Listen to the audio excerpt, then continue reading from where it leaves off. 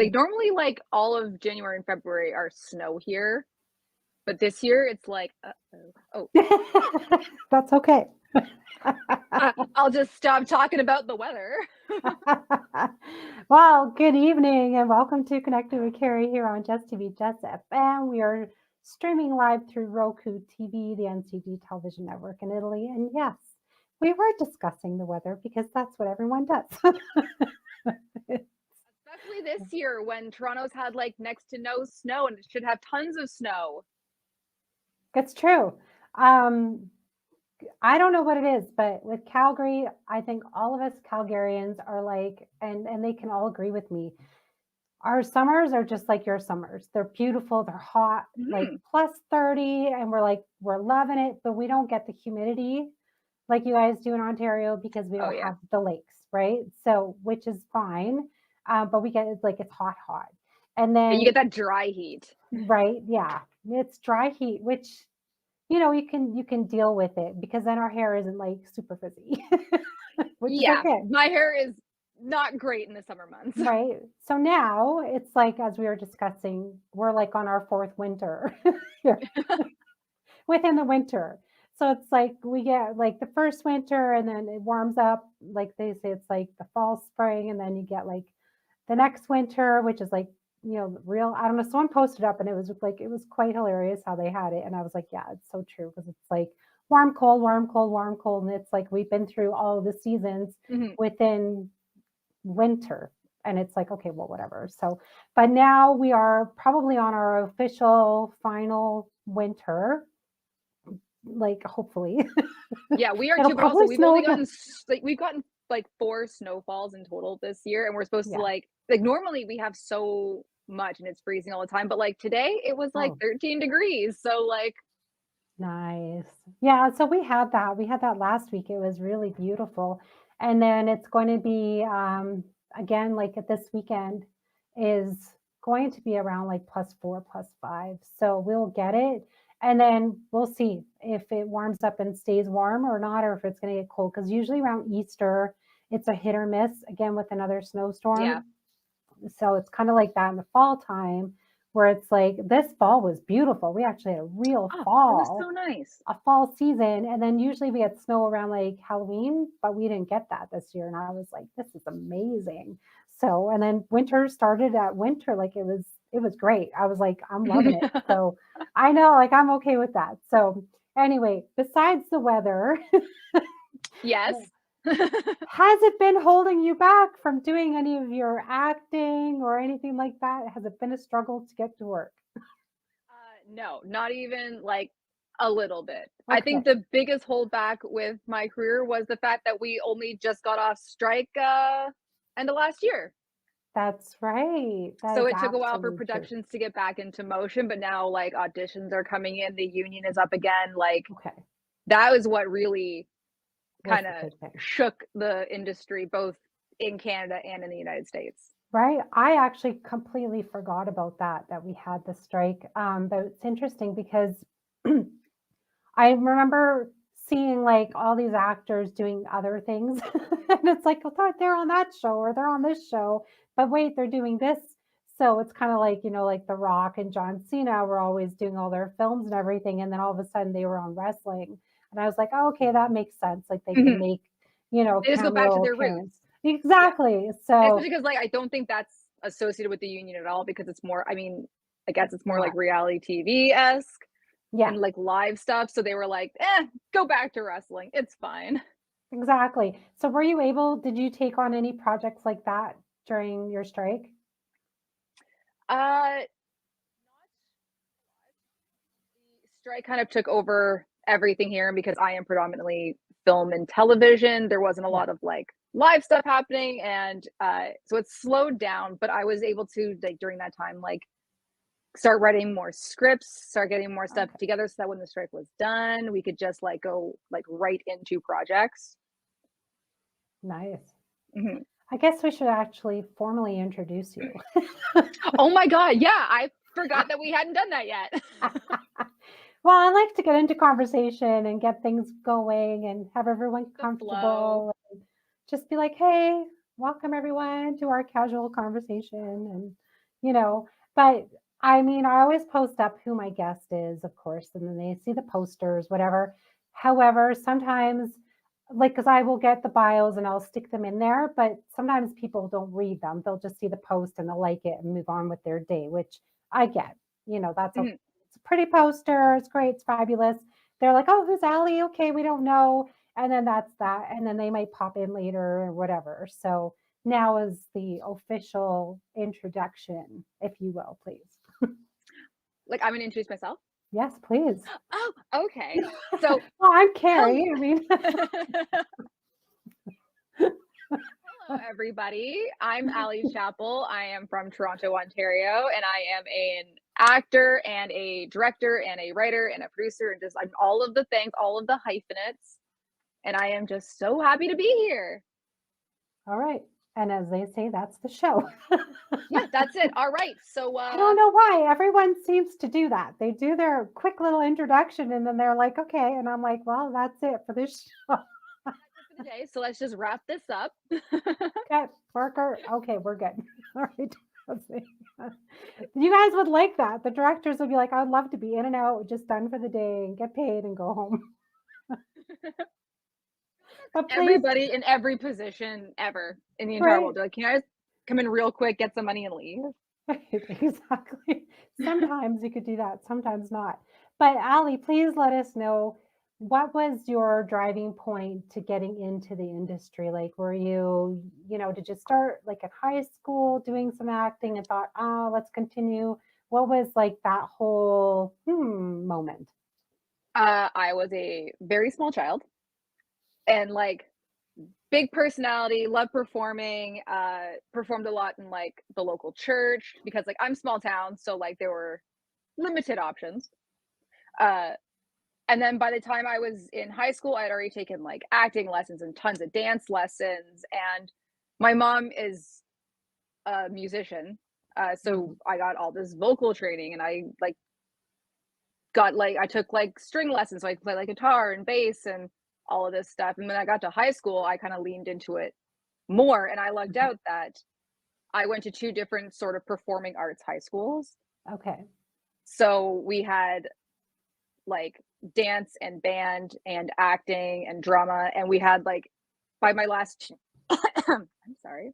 That's By okay. my last 2 years of high school, we had a full 2-period musical theater program that you could take. So like half your day was just Fun being on stuff. stage in a theater. And then your like exam was being in a musical, which like I was a lead in. And then after that, I eventually got my full degree in triple threat performing. Like technically it's called like a musical theater degree, but I'm like, Yeah. that makes it seem very like I only do musicals and I don't. Acting, singing, dancing, folks. That's what Yes. it is. Your triple threat right there. I know. And things kind of took off. So I've been like a ton of movies that you guys can see on like Tubi or Full Moon Features or Amazon Prime. And and you guys, you're Canadian. Never mind. I was gonna be like, oh, you're in the States. No, you literally are We like have- you're both in Canada. We have people that do listen to us all over the world. So if you mention the States, they'll be like, okay, I can go search for it. Like if there's Amazon or if there's Peacock or whatever, Paramount. And Discovery Plus and all this stuff because like reenactment shows. And then during the pandemic, when like everything just kind of stopped and the world shut down and it was fun for a bit and then it got real old real fast, but like I get it. I started writing scripts and was like, okay, well maybe I try my hand at writing and directing and seeing like how that would turn out. Right. So I wrote this script called Verified. It's on my YouTube page right now. I don't know if I can just give you like a link, but like if you go to like my Instagram, it's in my Ali's page and you will see it. Okay. Yes, it's called Verified. Like if you're verified on Instagram with a little blue check, and it's basically like a pseudo zombie film about a girl who is like trying so desperately to be an influencer and she just wants to get verified, and she basically gets verified because we just watch her like decay on screen. Oh. And it's so sad. It's meant to be played for like laughs. So hopefully, okay. I mean, it can go both ways. Okay. But that kind of helped me take off as a director and writer because I ended up playing a ton of festivals and won a bunch of awards. And through it, I got involved with another company. They're called Highball TV in Toronto. Okay. And they brought me on to write and direct a segment of an upcoming horror film. So we filmed that last summer and it should be out later this year. It's in post-production right now, so I'm very Okay. like Can you jazzed up. can you say the name of it yet? Yeah, I can. It is called God of Frogs. Okay. And it's like a anthology that follows a scary frogman type creature, and mine is the first segment. So when you watch it, that first segment is me. And because like I'm a nonstop hustler, I was like, so I mean, like I'm already writing and directing this. Why don't I also just star in it? And then you give me all of my union credits. Why not? And that's how I got to join the union last year, which was really exciting and really great because unlike SAG, it is super hard to join ACTRA. So like the second I could like even a little bit jump on that, I was like, yes, bring it here, give it to me. Right. So yeah, that's in post. It should be coming out later this year. And I have another short film that I wrote and directed that is heading to film festivals right now. Ooh, like indie film or? Oh, they're all indie films. Okay. But also when it comes to the horror genre, like unless you're A24, most of horror is indie. Okay. Well, I mean, there's like the big old like school, like, you know, Scream movies. Yeah, the Screams and the Halloweens and all that and stuff. Yeah, But like, okay. If you're looking at like what the majority of horror that comes out, yeah. Like if you're going through Shudder, there's a lot of independent films on there, as well as like Tubi, Amazon Prime, Netflix. All these places have a ton of really great like indie horror. Yeah. It just means like stuff that wasn't made with like $10+ million budgets. You're right. Exactly. Which makes sense because, you know, I think you can take a Netflix film and then put it out into the bigger screens after, by all means, right? Because then you're going to get your audience through Netflix and be like, okay, well, everyone loved the shows. You can get their ratings and be like, okay, now we're actually ready for the big screen. So why not? Yeah, exactly. Yeah. And there's a lot of really like fun gems that get found with stuff that sometimes, I mean, in the States it's different, but here not a lot of like indie films get put on big screens. It's very not rare, but it's not as common. Whereas in the States, it's like if you're going through like Alamo Drafthouse, if you're going through all those places, like it is so much gets put on the big screen. Yeah. And I just think it's great. And I kind of lost my train of thought. So okay, that's all right. That's where we're at. Watch indie films, not just in horror, but across the board. You have to support local and you have to support the little guys. Well, don't just support A24 and Blumhouse. I'm not saying don't support them. Support them, but also support the smaller people. Exactly. Because I'm a small people too. Other than doing my shows here on Just TV, Just FM, my own underground radio C, which is typically it's all about the underground people, you know, your underground businesses, underground artists, underground filmmakers. So I like to look at the little people and go, hey, they have a huge story to tell. They're not so little, right? So that's why it's important to get them out there and be seen and be heard and be like, okay, this is what they have to offer, because a lot of them have amazing projects that they're doing and it's just they're not heard enough. So I'm like, okay. So Jesse's wonderful. And he's like, yeah, bring your guests on. And you know, we've been doing this for, I think it's like been 4 years now, almost 4 years. Ooh. So it's been wonderful and so many cool guests and just like yourself. And it's like their chance to come on and talk and become like into a bigger audience, right? So, you know, we get like, I don't know, it's on Just FM's website, but like, you know, millions across the world can tune in. So which is amazing. It is totally amazing and super cool. So it gives other people that chance to come on and go, hey, this is what I'm doing and go on.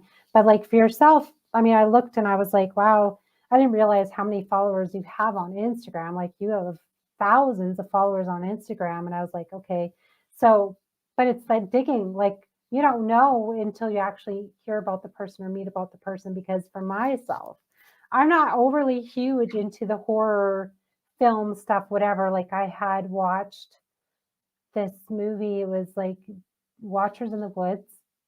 It was even a Disney film. Okay. Yeah. I got Oh my God. huge, That's a throwback. huge nightmares from it that I would not watch any horror films or anything for years. Because Disney released some scary ass films back in the day. Right? Totally. Like into Huge. it. And now they're like, no, we don't do that no more. Right? But some of them are on the edge. They're like, Mhm. you know, they're close. And I'm like, okay. So You're like, now this is not appropriate for a small child. like, I'm a small child still and I can't handle it. But yeah, so that threw me off the whole horror, murders, all that kind of stuff, because I had such a huge, horrible time with it. That so when I got a little older, I really, and because I went through the whole, I did musical theater and all that stuff as Yeah. well. Musical Right? theater geeks forever. Right? So the thing is, like, you learn, and I did like improv acting and everything. So you learn what's real, what's not real, and you can, you know, the reality and whatever. So I was like, okay, I think I'm ready to get back into the scary scene. Like, here we go. So I did. I went and saw this other movie. It was called The Mothman Prophecies. Huge, like, Prophecies. it was Like with some Richard Gere action. like it was deep and dark and it was good. And I was like, okay, couple nightmares, it wasn't too bad. And I was like, okay, so that wasn't too bad. And then I stepped up my game later on, a few years later, and I saw It by myself in the theater, and it Like was actually the OG It or the new one? Oh, the new one. Okay. And I was like, Those movies are pretty scary. it The actually second one wasn't. was filmed not too far from us. Oh, did you see balloons all the time? No, it was filmed like in Port Hope, so like Okay. close enough that like if I wanted to drive to it, it's not. Right. It's like an hour, maybe hour and a half from Toronto. I'm not good at gauging it, but Yeah. like it's just fun. Also, like right now, Guillermo del Toro is shooting his new Frankenstein film like a couple towns over. Nice. So there's awesome. always something going on in Toronto, I will say. Right? Calgary's becoming that as well. They're becoming the Mhm. scene, which is pretty cool, because I'm like, oh yeah, we can film here and be really cool. So I think, like, if I hope like that little town gets all, like, for Halloween, I hope like they do the whole town, like the whole movie scene of like It. I would truly love that. But Oh, also, yeah. yeah, I think the last season of Fargo was just filmed out in Calgary or just Alberta? In places, there's some in Calgary and some all over Alberta. And the Ghostbusters movie that's coming out was Yeah. also filmed here as well. Like a It's little because bit. the Americans get that sweet tax break filming up here. Right? You're welcome. Yes, here you go. That's right. Just bring up some of your goodies and we're okay. So Yeah, and hire more Canadian actors. exactly, right? We can do things together. That's why these shows are important, because those in the States can be watching and go, hey, I want to work with you, right? And then you can Exactly. be like, yes, I'm a wonderful director and writer and all that. So let's get into some of the things that how about your favorites? What are the favorite things that you've acted in and that you've directed? I know it's a Okay. loaded question. I know, but I want to know because people will come on and they'll be like, yeah, I did this and this and this, but you have your babies, right? Everyone's got their do. babies. So what are your babies? Yes. So directing wise, I've only done 3 projects since I've started in that world. And my favorite one truly is the verified film, because it just felt like, you know, when like the planets align and everything just like works out kind of exactly how you want it. Yes. Like that's kind of how that whole thing went down, where I was like, this is like everything is going so smoothly, and it got me like a complex where I'm like, everything just goes smoothly when I write and direct, and nothing ever goes wrong this one time that I did it for a short film that's 9 minutes long. Oh no. And then when I start making something bigger, I'm like, oh no, I should have Went big. I should have learned some lessons prior to this. Yeah. But just because that one was like such a run and gun, like near and dear to my heart, where it was like the first thing I did. I have this very emotional soft spot for it in my little heart. Aww. And then acting wise, I have done so much, but there was a movie that I did back in 2019. Mm-hmm. The COVID has like screwed up my timelines because I'm like, oh, 2019 was like last year. I know. It's on Tubi, and I think it's on Amazon, and it's on Full Moon Features because it was made by Full Moon, which is a company that's based out of Los Angeles, and it's run by producer Charlie Band, who has been around since like forever. And he's been making movies since I don't even know how long, but stuff like From Beyond, The Reanimator, the Subspecies stuff, Puppet Master, that's all him. So he was the producer on this film, and I really lucked out that like my partner was also the director, and he was like, well, obviously you have to come and be in this. And I was like, sure, okay. And by sure, okay, I mean like it was very much like, well, hire me because we're dating, hire me because you think I'm good. Yeah. He always reassures me, he's like, I wouldn't hire you if you were bad. Okay, that's good. But the reason why I love this role so much, besides it's a weird ass movie. It's one of the things that's hard to explain. Like you kind of have to watch it. But I play like this evil witch, and I wear this prosthetic that goes like all the way underneath my boobies. Okay. To make fake boobies where my nipples are little mouths, and then that's how I feed. Oh, okay. And it like it went viral. It was one of the funniest situations ever because we're all trying to be serious, and it's really hard to be serious when you're wearing these. And then since then I've like worked at like conventions as a guest, and they're like, oh my god, can you come in full costume, like can people take photos? And I'm like, yes, like 1,000%. Like the prosthetic is still at our our buddy's effect shop, like shout out to the butcher shop, shout out to Carlos, like it's still there. And the amount of times on set where we're like, can we just put stuff in it, like can we just make this boobie like just eat some chips? But like it's like that one was just the funnest just because of all of the surrounding stuff and creating this super weird character. And in my mind, in my actor's brain being like, okay, so she eats from her chest, right? Wonder how that sits in your body. Like, is it, you know, when you eat a lot of food through your mouth and you feel it and then it sits here, like, does the same thing happen? Like, just going through the actor's process with it.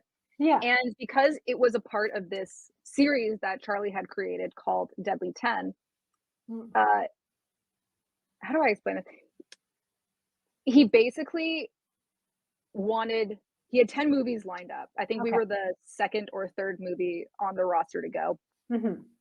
Are these like, is it like a continuous kind of story, or are they all? No, they were just, this is 10 films. These are the 10 films that we're doing. I think actually we only ended up making like 5 of them, but ours was the third, second or third. And they were live streamed. Nice. So we always had an extra camera on set that was just live streaming like behind the scenes stuff, like interviews with people, so that you could tune in whenever you wanted to kind of just like see what was happening on set. And no one was doing that yet. Slash, I don't know if they are now. So having that extra, so having that little extra, I don't even know, like little goodies was awesome because it really brought more attention to what we were doing on set and like how we worked and how we all worked together. Yeah. And it was fun. And also I got to work with my partner, Chris, who is Chris Alexander. He is the editor-in-chief of Delirium magazine and the former editor of Fangoria magazine. He's a filmmaker and he's a musician. I was going to say magician. He's not. He's a musician and he's wonderful. And he is a magician. I would love it if he was a magician. It's true. And he should be on too, and then I can dig into his little brain and see. Oh, you could. He's got like a million things because like he'd already made a bunch of films before we got together, and then when we got together, we started collaborating like a ton on a bunch of different films. Yeah. And I love watching him work. How did you guys meet? So we were kind of always in like the same kind of circle because Yeah. the Toronto horror scene, like if you want to call it that, isn't that It's big. horrible. And if you're like the editor of Fangoria, but you're living in like if you're living outside of Toronto, like Yeah. people kind of know who you are. Of And course. like we had inadvertently met at a film festival. One of his films was playing, but we didn't really talk. And then and then I met him technically officially where I was helping to my friend film a documentary and they were interviewing him. Okay. And then that's kind of where we like officially met. And then we were kind of just like Facebook friends for a couple of years. And then like in 2017, he was like, let's do this. Like, you're cool. I love you. Let's go on a date. And I was like, sure, guy on my Facebook page. We have not talked, but yeah, all right, I'm down. Let's do it. Sure. That's cute. Okay, that's good. I love when you both have the same interest and you can go and work together as well instead of just being like, okay, well, I'm going to go to work here and go to work there. It's kind of neat to see like if there's two people that have the same interest and can actually work together professionally and be like, okay, let's do this. Because then when you're meeting someone on your set that he could work with, or you're meeting someone on your set that he could work with, like it's pretty cool that you guys can do that and then have like that really cool imagination to be able to put something together. Have you guys actually done any projects? Oh, you have. You did your Yeah, other we have project done together. oh my god, let me like list all the films that we've done together. There Yeah. was Space Vampire. I don't know where that one's streaming, but I think it's on VOD. Okay. And then we did Necropolis, and then we did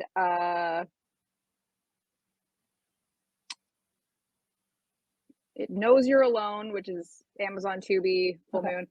And we did Scream of the Blind Dead, which for any deep cut horror fans, it's a part of the Blind Dead franchise from Italy. Oh, So that was wow. pretty cool. We got one of the OG people from those movies to narrate this one. Wow. And then we did Parasite Lady. And it feels like I'm missing one. Oh, during the pandemic, we made a movie called Girl with a Straight Razor, which was a lot of fun because, again, there was like nothing happening. And Yeah. because we were, we're together, Yeah. we could just quarantine together and make a movie. And no one could tell us not to because we weren't infecting other people. We're infecting their minds. Exactly. We're just, we're mind leeching people, but like we were very safe COVID wise because it's like, okay, well, I'll quarantine, you'll quarantine, then we'll Yeah. meet up, we'll quarantine together and we'll just make something for fun. And we also get to hang out in this dumpster fire that's happening. Aw, that is so sweet.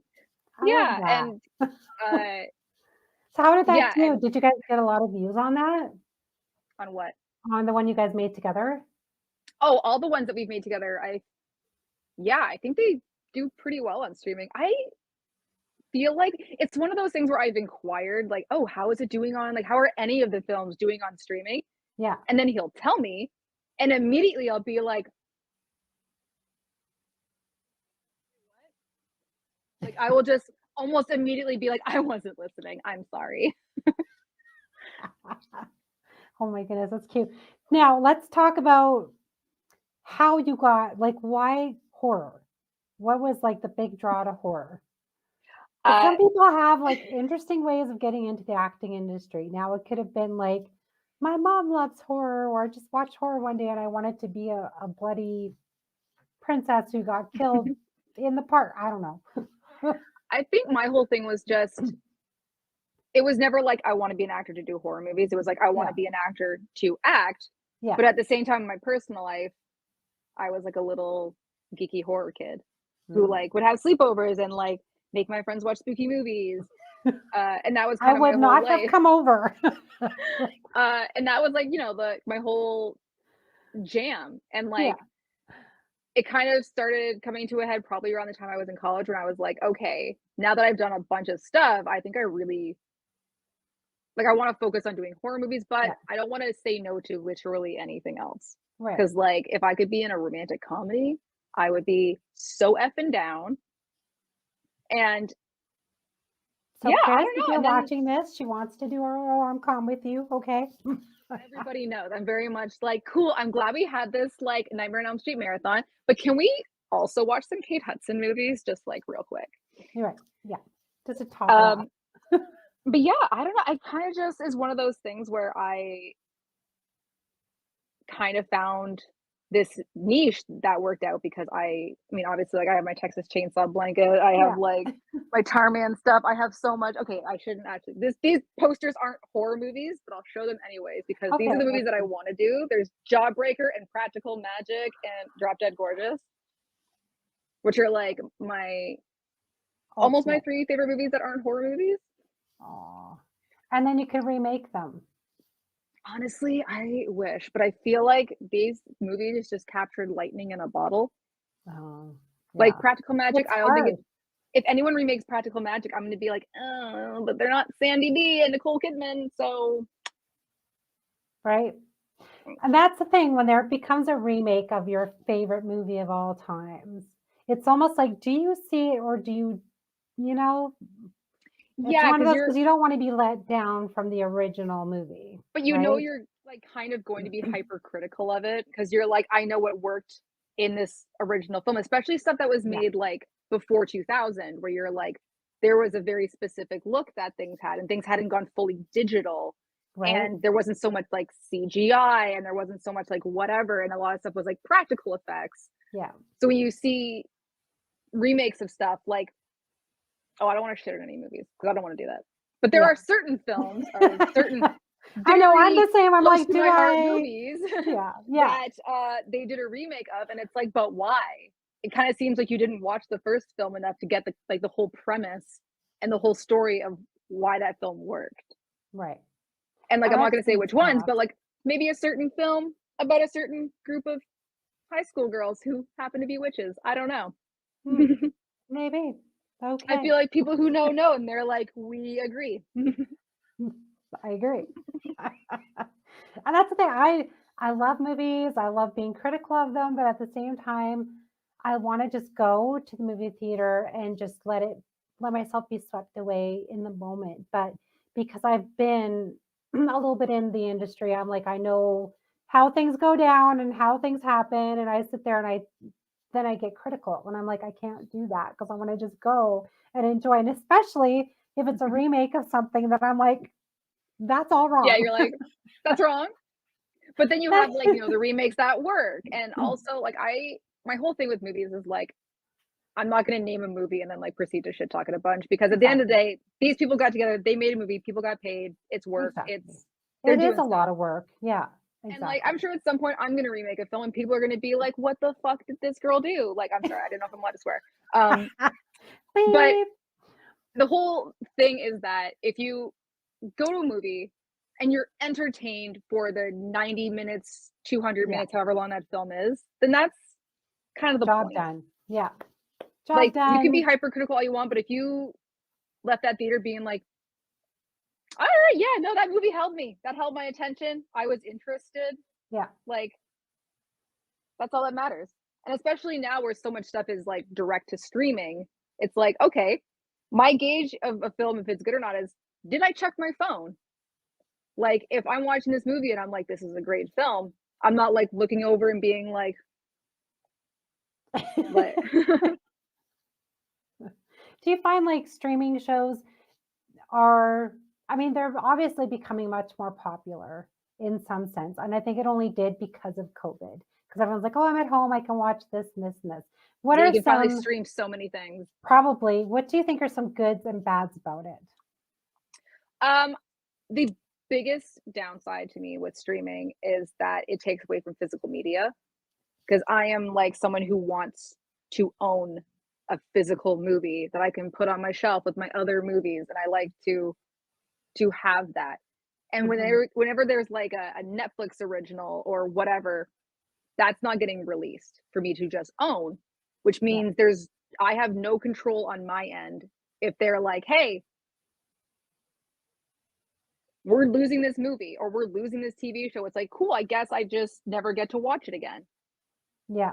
And I don't ever want to say like this generation like doesn't get it, because I feel like I'm an 89 baby, so I'm like a millennial, but we were like the last generation that really had like video stores that you could go to and like check out all of the movies. I know, R.I.P. Blockbuster, like Jumbo Video, Rogers Video, if you were like us in our little small town. Yeah. And Okay. that's We something had that I the love. rest. Like, I collect old VHS tapes because there are some movies that never got released from VHS Mhm. to DVD. So the only way you could see them VHS. was VHS. And my partner collects 16 millimeters because same thing. Like, Yeah. not every 16 millimeter film got turned into something else. And Right. now these films are lost. And I think that's the thing with streaming, is that we don't have any control over it as consumers, as viewers. So if they decide that they no longer want to have a TV show, then they're just not going to have it. And we Yeah. can't really do anything about it. Yeah. It's true. Netflix is like, this is leaving soon. And you're like, what? And And you're like, then, cool. So I guess I'm just not going to watch it because there's no DVD or Blu-ray or no. anything. And even for certain things, like, I would buy a digital copy, although I don't Mm, fully trust them, because I'm just waiting for the day that Google is like, ha ha ha, we're just wiping your library, because that's right. always a thing. Um, but like, I would buy it if that was an option. It's just, I I like think, having a stack of movies. Just like I yeah, have an e-reader, but I like owning a book. right. It just It's feels true. it feels so Authentic. much nicer than like It having a tablet feels and being like, oh, original. this book is sweet. Like, I like smelling pages. Yes. The old rusty library kind of off the book Exactly. feel. Also, everyone, I don't care where you're watching this and listening to it, go and support your local library. It is Like, free to get a membership. And then you can rent ebooks from them now, and and they you could have rent streaming videos platforms. there Yeah. Like, they are streaming for platforms. free. I don't know what you guys have, but like in Toronto, we have like Hoopla and we have Canopy, but like you can go there. Yeah. And sometimes, I don't know, again, I don't know how your guys' library system works. Ours, you can also get passes to like the science center or the museums in town. We don't, hmm. I don't know if we have that actually. I wonder. I'll have to look into it. I know Oh, they have like, because I get their emails and they'll be like, okay, well, we're having guest speakers come in or like that kind of stuff, that's which is really awesome. cool. So like in-person events, and then they have like stuff for kids and like it's all age related and stuff. It's really cool. I like that. And then of course we have our new central library here in Calgary, but Oh, it's I'd be not interested in that. so new anymore. Like it's a few years old, of course. It's like probably 5, 6 years old now, I think. But just to make it more interesting and fun and more like a tourist thing, and people actually go because libraries are becoming like extinct, but I don't want them Yeah. to. I want Like, them they're to like, going the way of like digital media releases. Like, go to your library. It is one of the few free things left that we have where you right? can just go and be. Field trip, everyone just go. Just Libraries. go. That's it. Honestly, if you just go and just sign up for a membership, it costs $0 and you don't have to use it. And there's no anything. You're just Exactly. supporting the library. And those that, the books that you're reading, and then who knows, like that turns your imagination into something interesting and fun, and who knows, you could be the next big movie producer because you want to make this book into film, and it gets Exactly. bigger and bigger, and now you should do like a horror film in like a library somewhere. Ooh. Yeah, call it Bookworm and then like make it about like a creature that lives in the library. Okay, I'm gonna write this Okay, down. all I don't right. have a pen. Okay, never mind. Well, I'll that's okay. remember It's it. here.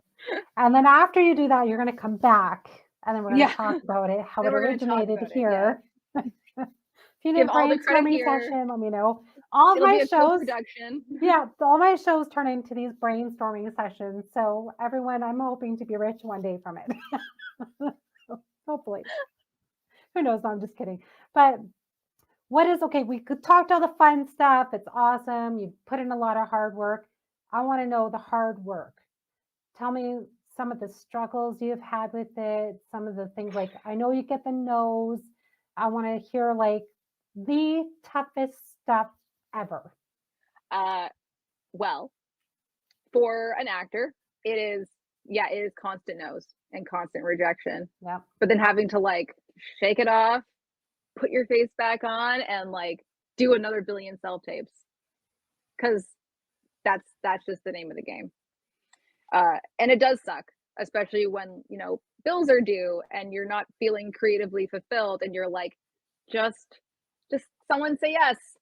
Like, I will be in your hemorrhoids commercial. Just say yes. Like, I don't know what you want.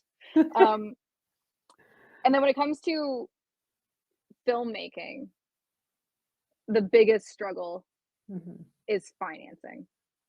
Like, I could be making a million and one things right now, but it's hard to keep making stuff and calling in favors over and over again.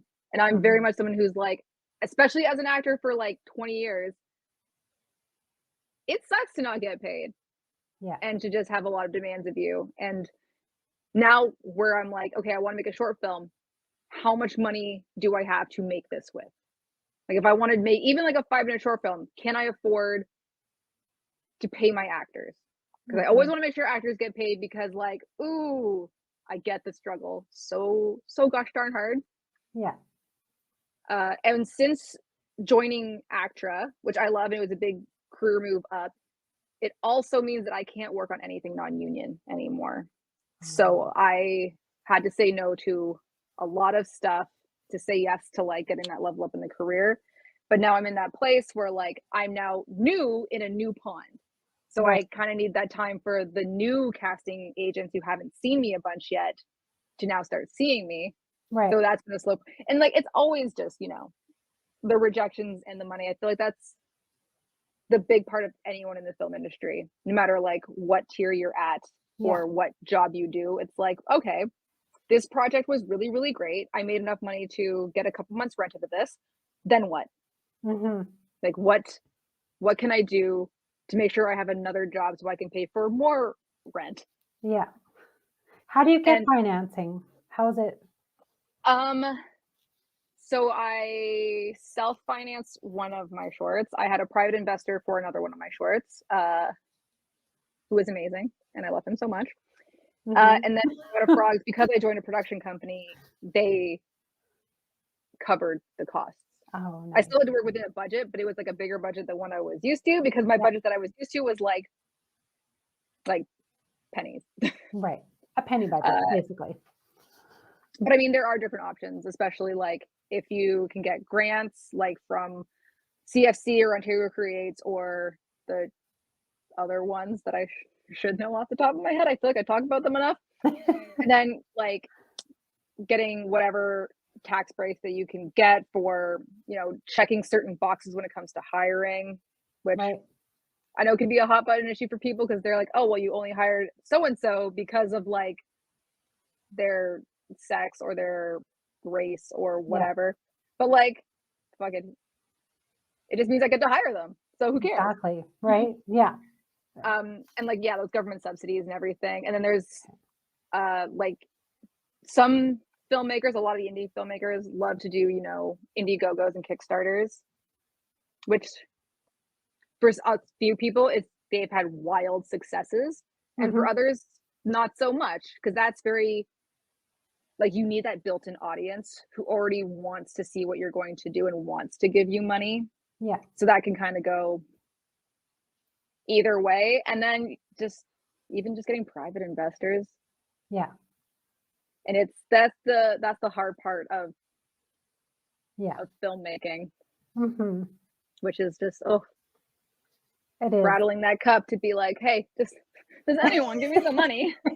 Dressing up like Santa Claus and on the street. Exactly. Like just robbing a small town bank, like go busking somewhere and be like, change for the parcel. Just like I want one of those signs that just says like will act for food, just hold up being like, do you want to see my reel, as I'm like sitting on the side of the road. You have like iPad. Yeah. You're like, look it, just hire me. Believe in me. Yeah, I would agree. Like that is probably one of the hardest things. And I don't think that a lot of people realize that it does take that money to be able to put something in production.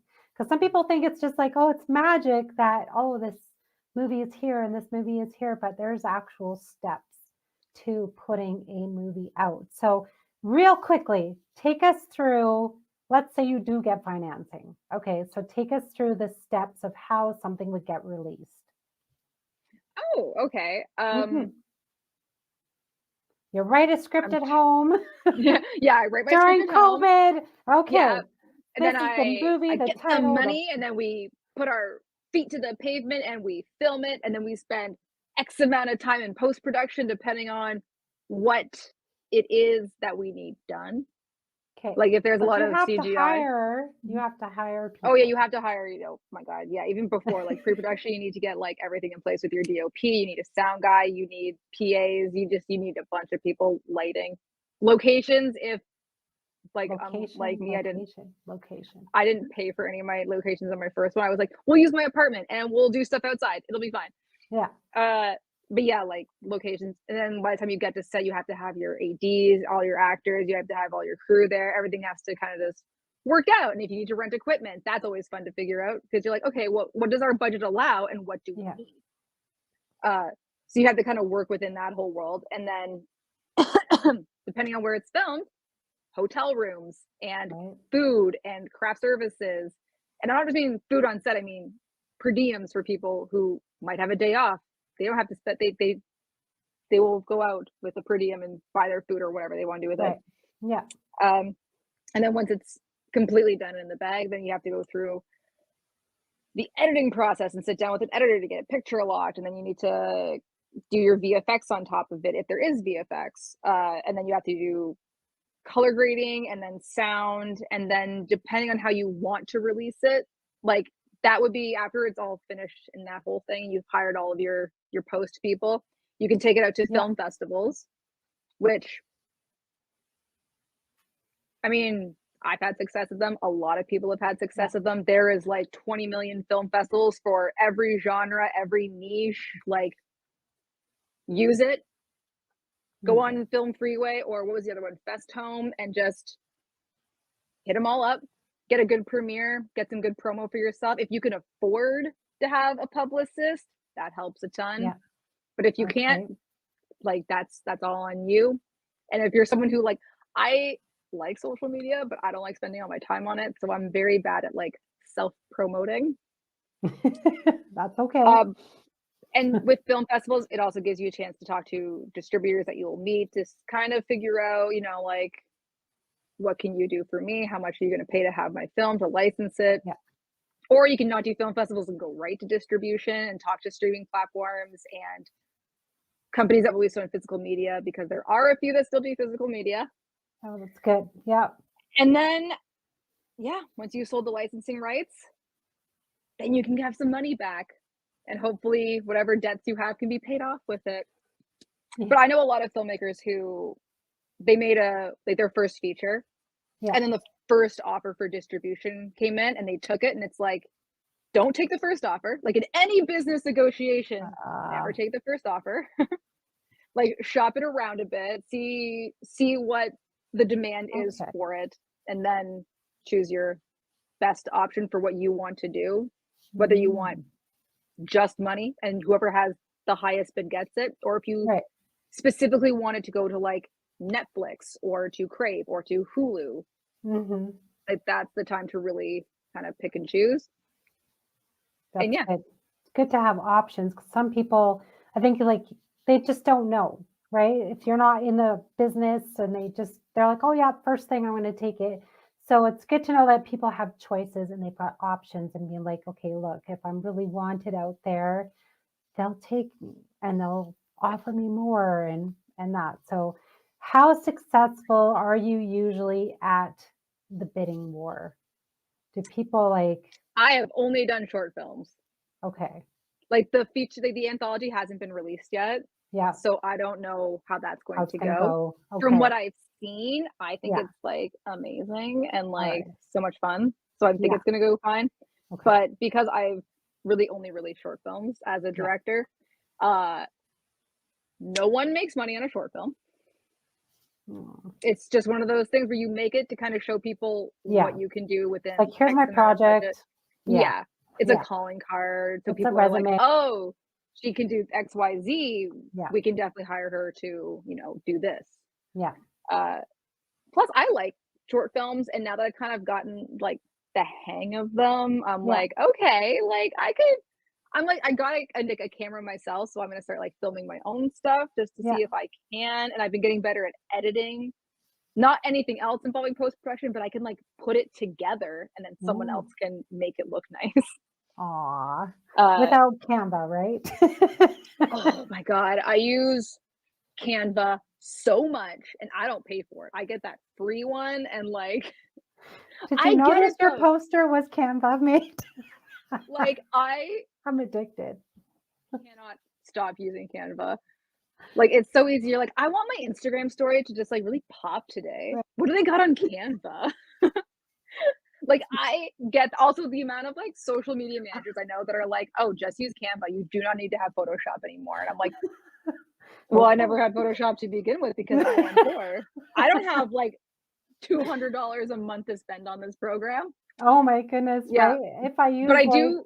oh, I also use premium for like everything. I use the free version of DaVinci Resolve as well to edit in. And I was Oh, like, okay.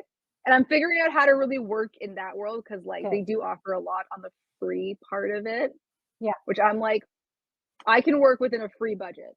Yes, that's good. Have you taken like other courses to do with production or editing or anything like that? Have you just like looked into that a little bit? Hmm? Nope. I just kind of learned by doing. Yeah. Like once I made my first short, I got, me and the DP, Jared Marino, became like tight. So he just gives me advice on things and he'll be like, Good.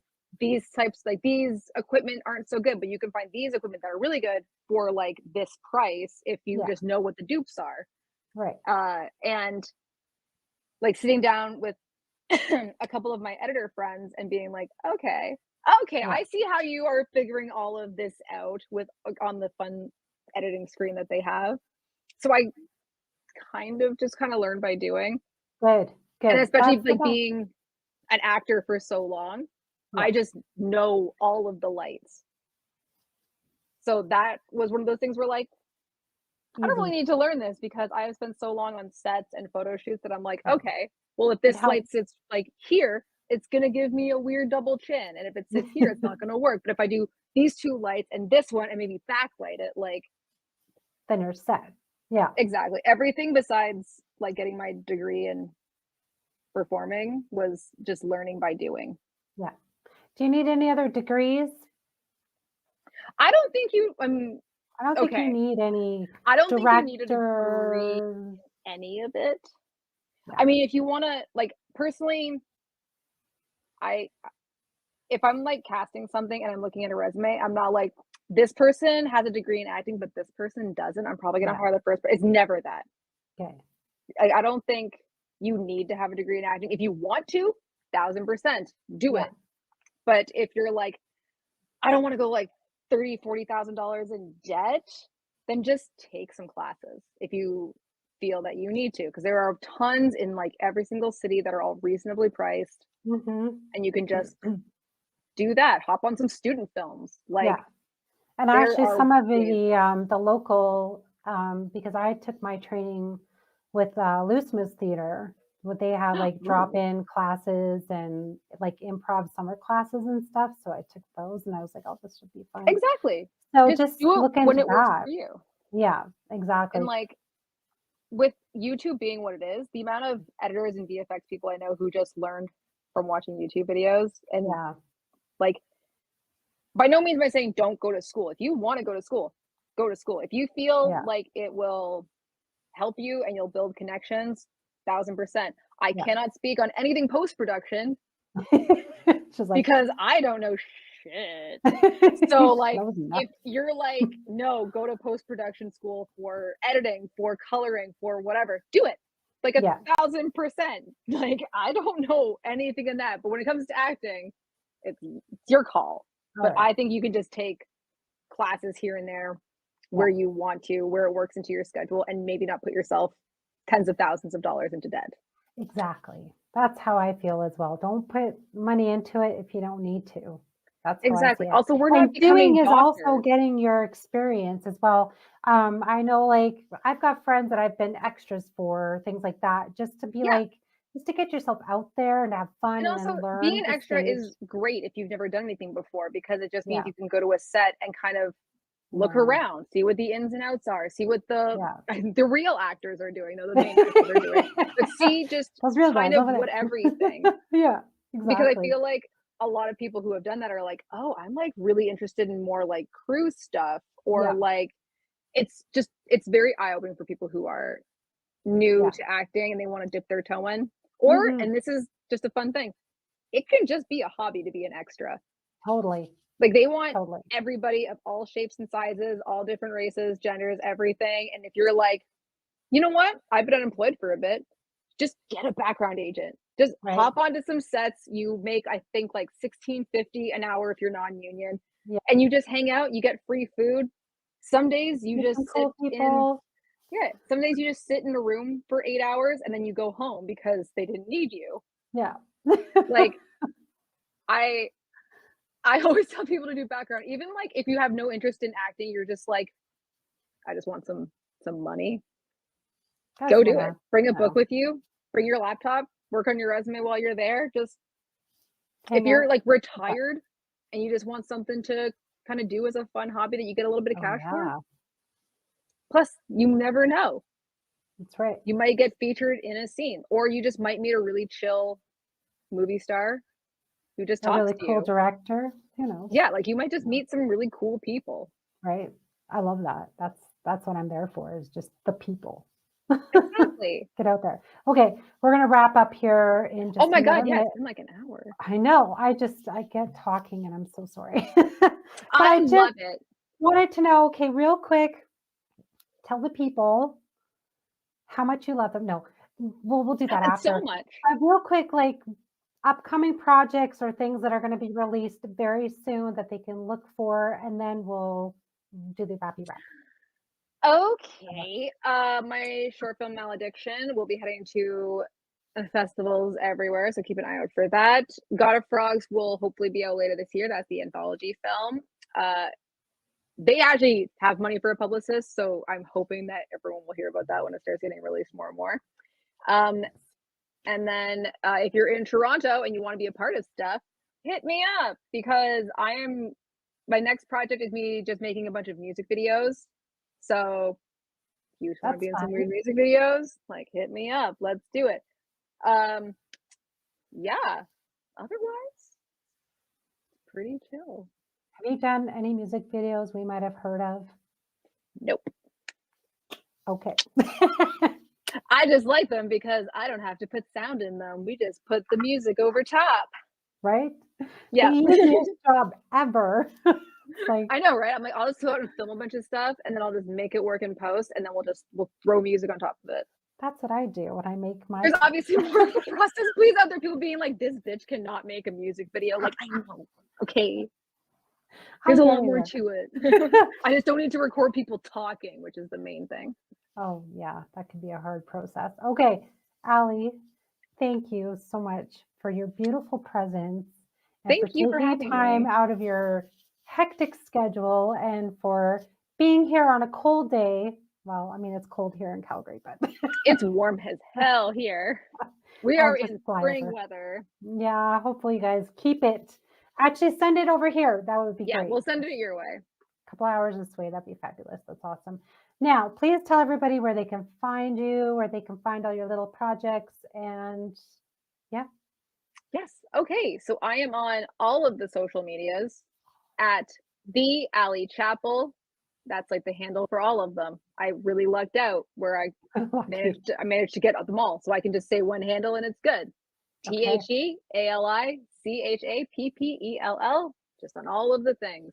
Do I check Perfect. them all? Who knows? Now, let's say there's some angel investor out there who wants to give to a project, or maybe they're not an angel investor. Maybe they're just like, hey, I want to give to your project. How can they do that? Um, reach out to me on any of the social media platforms. And I mean, on my Instagram page, you can literally click email and it emails me directly. Okay. Or you can go to my website, which is just alichappell.ca. .ca. Couldn't get that .com, but it's fine because I'm Canadian. Yeah. And contact me via there. Or if, oh my God, I don't know how many people are watching this. I was gonna be like, should I just give out my email and phone number? Then I'm like, ooh, No, not phone nope, number. nope. That is how you get stalked. Okay, And just then we the can. socials and hit email and you're good. Because Those are all the platforms, my personal website, just Perfect. all the social medias. Okay, we want to keep you safe and Yeah. happy. Like no And we stalking. can work out stuff depending on if there is some beautiful angel investor.